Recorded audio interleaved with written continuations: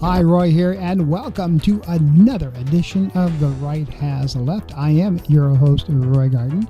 And even though some of you out there may say it's been kind of a slow news week, other than what's going on with Iran, that's not the case, because here at The Right Has Left, we always dig into the news that most of the mainstream media, for one reason or another, may not cover or choose not to cover.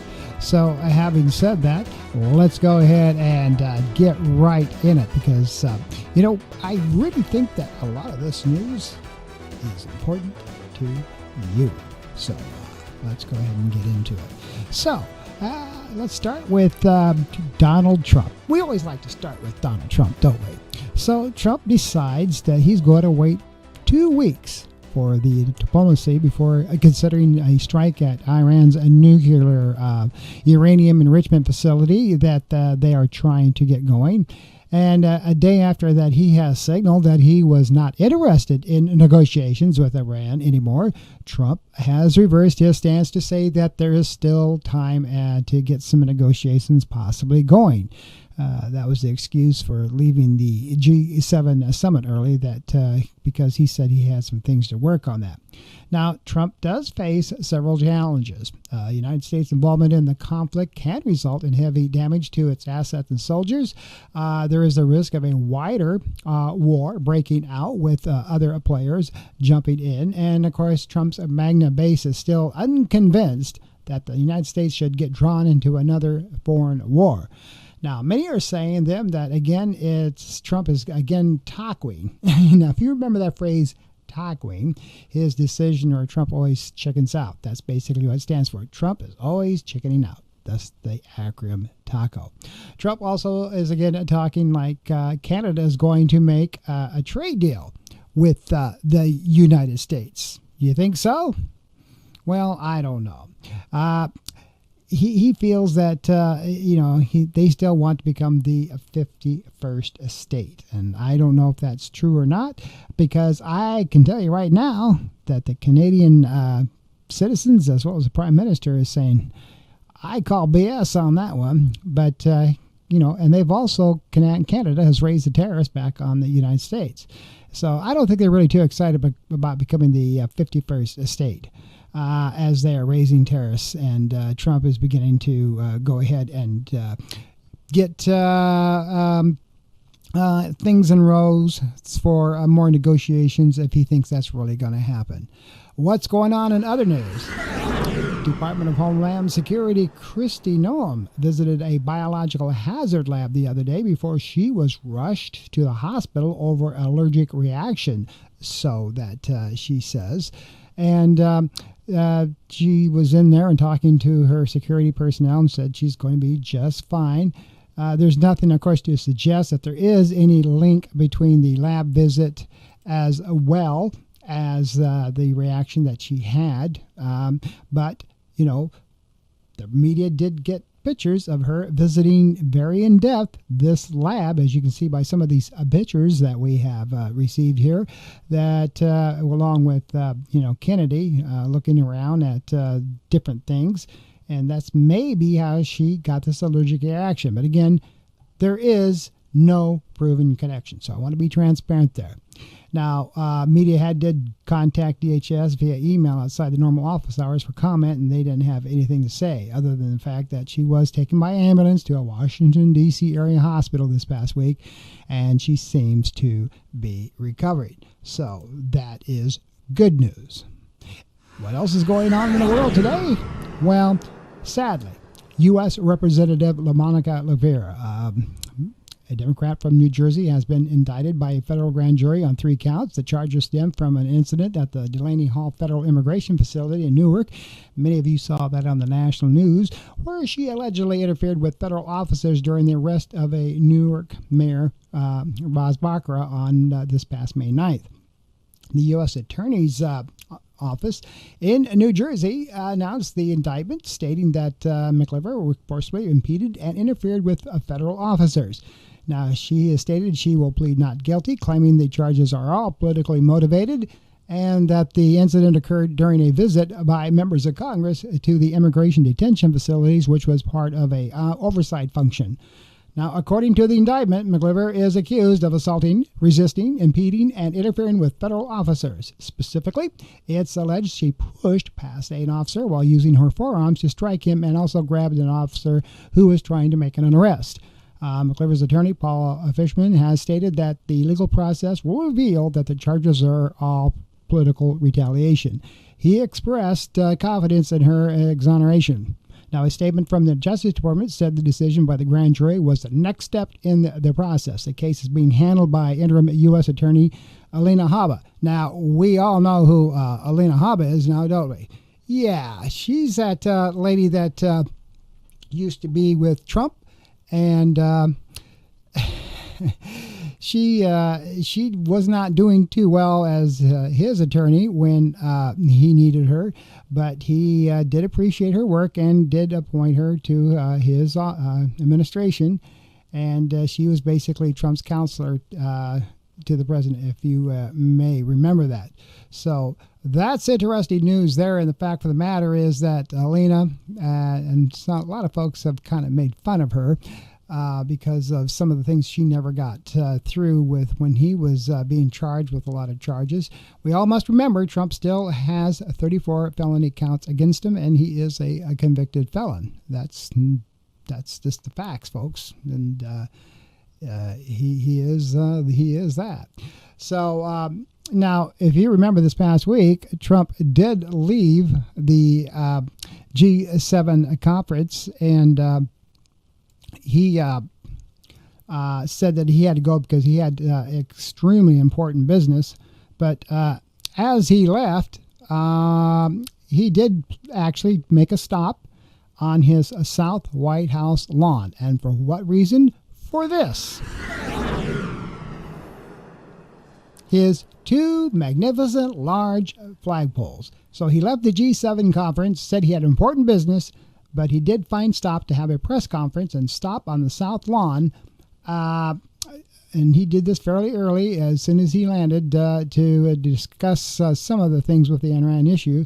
But he did find time to talk to the media about his construction projects at the White House.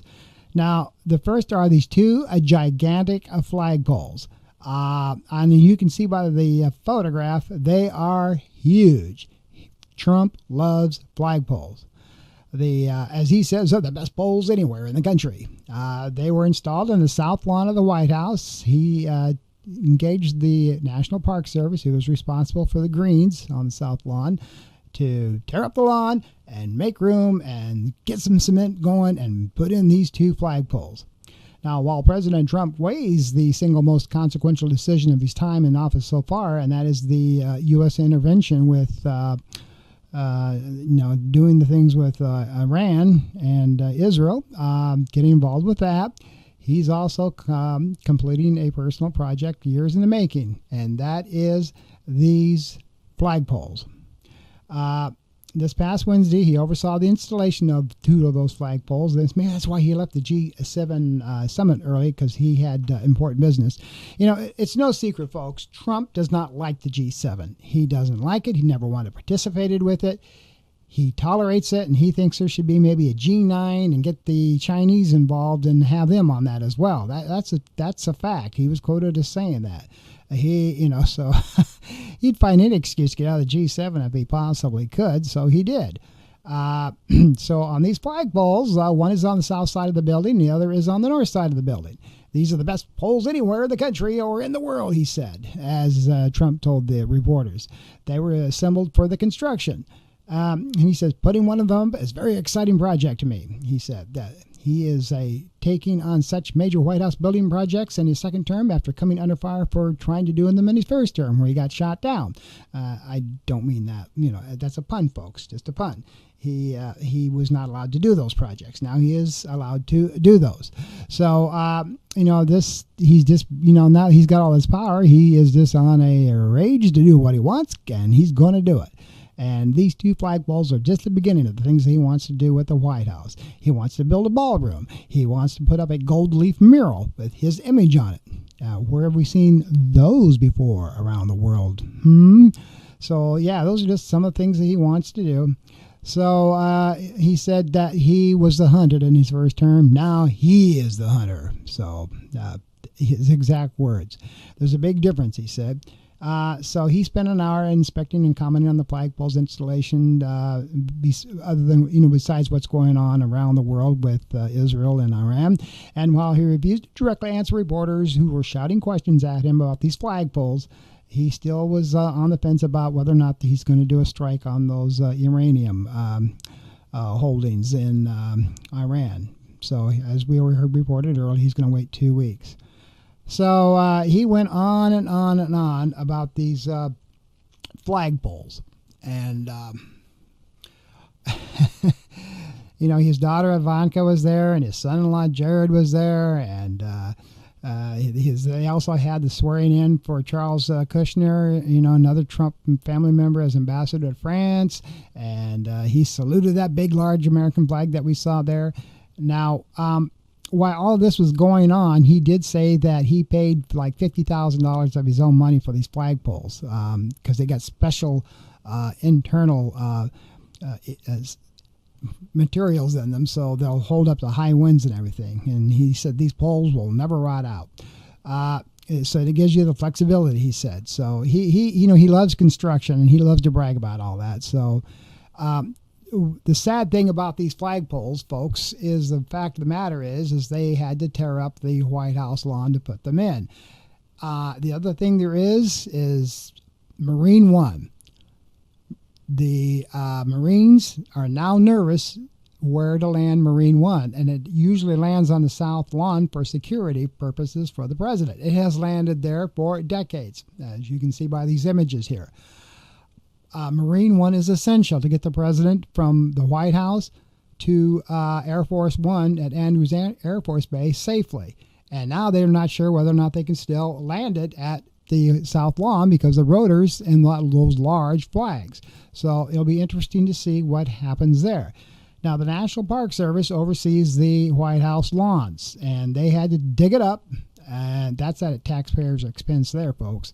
And so they could pour the cement and get the grounding for those flagpoles. And again, we'll have to see how well they can handle with getting the Marine One in there.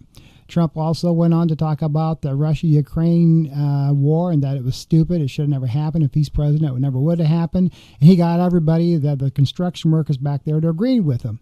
Another dumb thing that, I'm sorry, it was a dumb thing that he said. He looked back at those construction workers and he said, "Do you have any illegal immigrants working for you back there?" And he goes, "Oh, I hope not." And of course, they're all, no, we don't. I mean, the guy loves to grandstand when he's got the press in front of him. And it's just unbelievable. He's tried to put a pole in West Palm Beach here in Florida one time on his own property, and he never got permission to do it. And so he tried to sue the city of West Palm Beach for $10 million to put his pole in, and he then increased the demand to $25 million.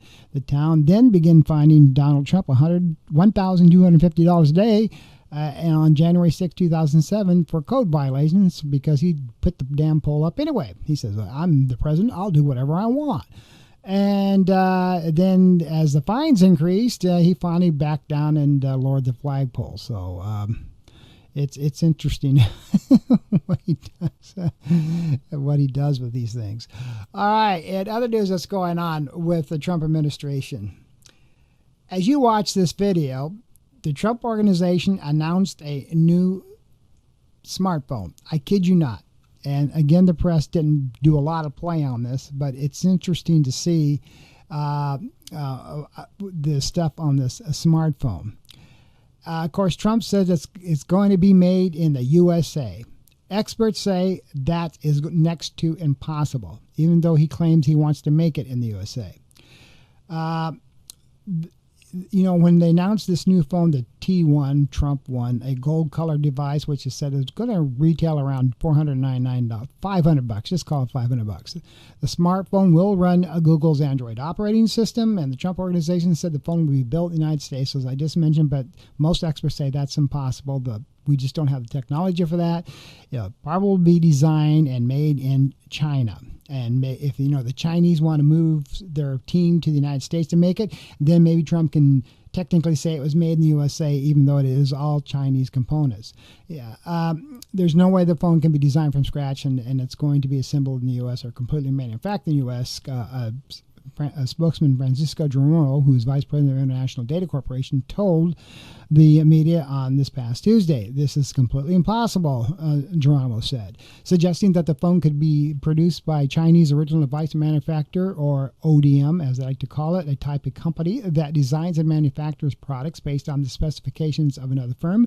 Despite being advertised as an American-made phone, it is probably and more than likely will be built and made in China. So anyway, as you saw that video about this phone, they are just so excited about this phone. And it's just another gimmick that Trump and his family are going to make money on. If you want to spend $500 for a Trump phone with Android system and think it's going to work any better than your Samsung or your Apple devices, you go for it. I am not holding my breath on that one. Now, protests sprung up across the country on New King's protest as they rippled peacefully across dozens of cities in our United States. And this protest, as you know, kind of rained on Trump's parade, even though he had real rain on his parade just a little bit. Again, the media, for whatever reason, the day after the No King protests were done, hardly any network had the gonads to actually talk about the protest or how it affected Trump's parade. They're scared to death. That's why. Is because Trump has been, for lack of a better word, sicking his FCC people on CBS and CNN and NBC if they don't fall in line and just do nothing but report positive news on whatever he does. So that's why they were just slightly, a little scared. So as these protests sprung up across the area, they were peaceful, and these protesters were in a lot of cities, and the estimates for these protests were around, my light just went out. Sorry about that. Were around 5 million people across the U.S. protested for the No Kings protest. So that's a pretty good record. As for Trump, I'm going to stay on this camera because since the light went out on the other one, as much as I possibly can. Now, Trump's organization said they had 250,000 people at his parade, which is BS. Every news organization that was there, and most of them were, said there might have been maybe 20,000, but 250,000, no. And as you're watching this video of the protest that we had here in Indian River County, we had a lot of people show up at ours for the No Kings protest too. This was extremely large for Indian, where I live here in Indian River County. It's not a big town, so that was a pretty good turnout for those protests that they had here. Now, according to spokesman Eunice Ortiz, those protests was pretty good. Now, here's what's going on, though, that is kind of sad, and I want to really give this guy some credit, is this gentleman here. This is an 87-year-old veteran, and the Capitol Police arrested 60 protesters, including this elderly gentleman who breached a barricade and peacefully protested the cuts to veterans' benefits. As we all know, that's going on. This gentleman, his name is John Spitzberg, and John was arrested during a veterans' protest. As I roll the video behind over me here, you can see his arrest there. He was protesting Trump's military parade to mark the 250th anniversary of the United States Army on Friday in Washington, D.C. As you know, Trump, in his new beautiful bill, is wanting to cut billions from the Veterans Administration. And folks, that's just not right. It's not fair.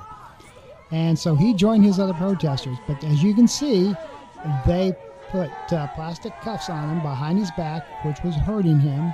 And they weren't allowing him he needs a walker, and they were not allowing him to use his walker. And the cops actually were kind of, as you can see there, deciding what to do. So they just pushed the walker behind him. And it's sad that that this had to happen. Now, these protesters were peaceful. Other than knocking down the barricade, they didn't throw things at police officers like they did on January 6th. They just simply sat on the Capitol steps and held up their signs, and they all got arrested. So Pittsburgh reportedly, said that, I would do this protest again. He's a sprightly guy, and he wants to support his fellow veterans. And he said, "No, I have no problem." He says, "All I know is I had to be with my brothers and sisters who were being plummeted here." He said, "That's all I know." And he actually does live in a retirement home. So he lives in Gainesville, and he got up to Washington, D.C., was visiting a reunion party for his army, that he was in, his platoon. And he said he was disappointed to see the police officers arresting the veterans at the Capitol. He said it kind of feels like a betrayal of the Americans and other people who serve this country for the purpose of keeping democracy and freedom. He said he hopes that people who see the video focus less on him and more on the message of the protest. Now, and I don't blame this guy. He is in my mind a true hero. I got to go back to this camera again just for a second so I can talk to you folks. What he did was probably more than you would see in anybody. When you got an 87-year-old man that's willing to join his brothers and sisters in protest, that's got to tell you something. And God bless him for that. And those police officers, I think, were a little too rough on a guy like that. It wasn't a young man, somebody that old, you got to give him a little benefit. To treat seniors like that, I don't care if they broke the law or not. He went through the barricade, and in his mind, he just wanted to be with his brothers and sisters. They could have gave him a little bit of benefit of the doubt because of his age. He's not going to hurt them. In fact, they probably hurt him more than he hurt them. So it's really sad. So I don't know where else to go with this, but it's disgusting. I guess that's all I can really say about it. It's disgusting. Moving on with other news, New York City's top financial officer, who's running to be its next mayor, was handcuffed and arrested by federal agents while guiding a defendant out of the immigration court on Tuesday. Again, as you can see by this video, Immigration and Customs Enforcement, or ICE, agents detained Brad Lander, who is the city's comptroller, for assaulting law enforcement officers and impeding a federal officer. Now, Lander, as you know, is running for mayor, and the latest poll shows that he's not doing very good. He has less than 7% of the popular vote right now, but he is still running, and some people say this was a publicity stunt, which he says that is not true. It's absolutely not true. He was there to, make sure that anything going on with ICE was legal, and that they had warrants, and they didn't actually show him a warrant, but they waived an alleged warrant in front of him, but they wouldn't let him read it.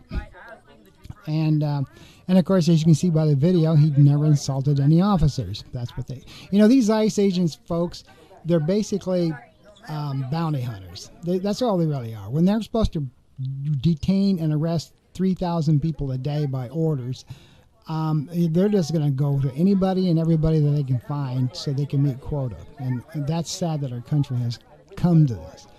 The incident comes among an immigration crackdown under President Donald Trump, who has directed agents to conduct raids and deport immigrants who are in the United States illegally. 90% of them are not. 10% of them probably are. Videos of the incident show Lander leading a man through the hallway, as you saw there, and requesting that the agents show a judicial warrant for them. And as I saw by the video there, they waived some papers, but they weren't allowing him to read what was actually on there. And he was pretty upset, and I don't blame him. ICE officers are facing a 413% increase in assaults against them. That's what they're saying. It is wrong that politicians seeking higher office undermine law enforcement safety to get a viral moment. Notice that all these politicians that they're alleged saying are all Democrats. Trump does not like Democrats. He hates Democrats. And all the, if you notice, all these immigration arrests are going on in blue states, like New York City, like Los Angeles, and now he's moving to Chicago. These are all large cities run prominently by Democrats, and he's calling them sanctuary cities, whatever, and that's where he's going. And so, Tricia McLaughlin, who is the Homeland Security spokesperson, that's what she's saying. Everybody's breaking the law. What do you expect us to do? Nobody's above the law. We're going to take down anybody that gets in our way. We have our rights. Well, ICE agents don't have a lot of the rights that they think unless they have actual court warrants, and they will do whatever they got to do. In this particular recording that I'm doing, Dodger Stadium, they wouldn't let ICE agents in there. Notice how Dodger Stadium made a quick turnaround after the Hispanic lady sang the national anthem in Spanish, and the marketing lady said you got to sing English, and she didn't. There was a lot of backlash. Thousands of people boycotted the Dodgers game, and now they're kind of having a little turnaround. Oh, okay, maybe we were wrong. We're sorry. So there you go on that. It's crazy. As we wind down, let's bring it back to home for a little bit. And this gentleman, Florida Attorney General James Uthmeier. Uthmeier is making headlines because he is proposing here in Florida a new facility to hold migrants in the Everglades. He wants to build a brand new prison dubbed Alligator Alcatraz, and he described it as having space for a temporary detention facility. And he is, this guy, I tell you, is absolutely out left field, kind of like his predecessor, Pam Bondi. So he wants to call it Alligator Alcatraz, and where he wants to put it is going to be at the Dade Collier Training and Transition Airport in an abandoned airstrip near the Everglades, and they want to just convert that into a temporary detention facility. It would serve as a one-stop shop for detaining and processing legal cases and deporting migrants, designed to alleviate pressure on the county jails that have seen an increase in immigration arrests. Gee, I wonder why. The proposed facility could handle 1,000 people and be operational within 30 to 60 days if approved. Minimal investment. The Attorney General claims that the facility would require minimal investment due to its remote location. It's already run down. Let's just leave it that way as we put people in it. And it's surrounded by the Everglades, so nobody can get away. And broader plan, this would be a proposal. It's in part by Florida's broader immigration enforcement operations plan, intended to serve as a model for other states to carry out mass deportations. Overcrowding concerns. Some sheriffs in county Floridas have expressed concerns about their jails being overcrowding, so they're probably out in favor of this. We can get these illegal immigrants out of our cells and just ship them down there in the hot Florida sun to the Everglades. I don't even know if places even got air conditioning. He acknowledged this issue, stating his team was working with the federal government to address it. Trump is, he feels that the Trump says that this is probably a good thing, and he doesn't have any problem with it, and maybe they can get it built and get some relief from the overcrowding in the county jails here in Florida and put them in down there in the Everglades. So the last thing I want to talk about is Ron DeSantis. He's been in the news here as well. Ron, as you know, is getting a lot of heat over this $10 million that he supposedly and allegedly, I use the word allegedly, put into his wife's nonprofit organization and then siphoned the money out of it for other things. The latest thing on this is that they had a fundraiser event for his wife's nonprofit, and they used some of that money to put up potential donors. They gave them alcohol, free booze, free hotel rooms, paid for transportation, fed them food, and they didn't have to put out a penny. And hopefully, they would donate to his wife's nonprofit. Now, what has happened here in the news with him is the fact that, and I've had this in my earlier podcast, he tried to introduce a bill that teenagers could work many, many long hours with no break and work overnight, whether they're in school or not, to help farmers out who are losing a lot of migrants because they don't have anybody to work in their fields. Same with restaurants. So you could put kids as young as 14 years old out there and get a job and work long hours, and they can fill in those holes. Well, Even though this is a big red state, some Republicans actually got a brain, and they never voted on that bill. The House passed it, but before the recess, the Senate just kind of walked away from it, and it never got any traction. So the bill, thank God, never became law. Can you imagine teenagers as young as 14 working 12-hour days with no 30-minute breaks, anything, just so that you can get production out of them? So, and the last thing I want to talk about is Juneteenth. As you know, Donald Trump put out a tweet on his Truth Social that he thought Juneteenth, he didn't mention it by name, but that we have another holiday that absolutely makes no sense. It closes down production and businesses, and, people aren't working, so we got to stop having all these holidays. He never once came out and had a public statement about Juneteenth. He probably doesn't even know what the hell is, why it's there.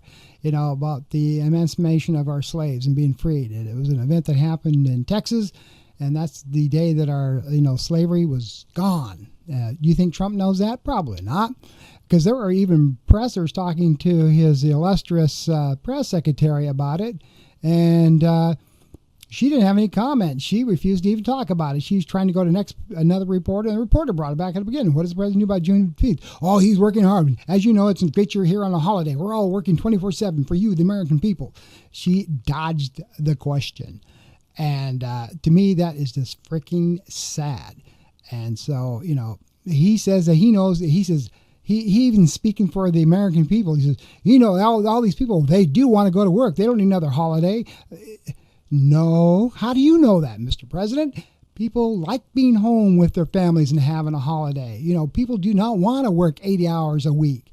If they can get a nice federal holiday day off, they'd rather be home than in the office just because you think you work. And, of course, he plays more golf than any other previous president. He's always at his golf course, So who is he to say about people wanting time off, So anyway, sadly, very little media coverage on Juneteenth. I did see some stuff on some of the networks, but again, it's sad that the White House wouldn't recognize the holiday, just like they didn't recognize this as June is also LGBTQ month. We all celebrate Gay Pride during the month of June, and again, all these things. Because of his little thing on diversity, equity, and inclusion that he's trying to get rid of, the anti-woke movement, you don't hear a damn thing about anything that has to do with minorities. It's all white privilege and nothing else. And so it's sad. Anyway, there is your news for this week on The Right Has Left. I'm Roy Garden. Look forward to your comments. And until next time, you try to have a good week. Take care.